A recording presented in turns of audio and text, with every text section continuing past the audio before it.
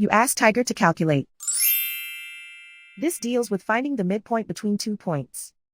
The midpoint between the 2 points is negative 36.5, 69.5. Let's solve it step by step. Plot the 2 points and calculate the midpoint using the formula. The coordinates of point 1 are, x1 equals negative 85, y1 equals 60. The coordinates of point 2 are, x2 equals 12, y2 equals 79. PM represents the midpoint of the 2 points.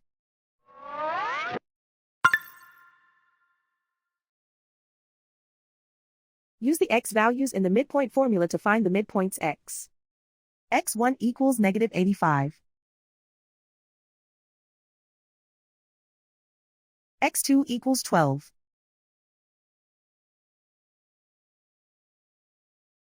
Simplify the arithmetic.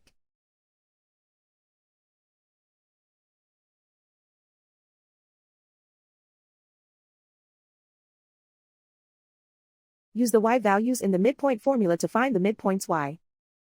y1 equals 60.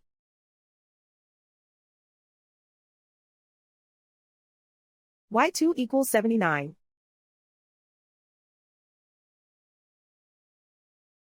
Simplify the arithmetic.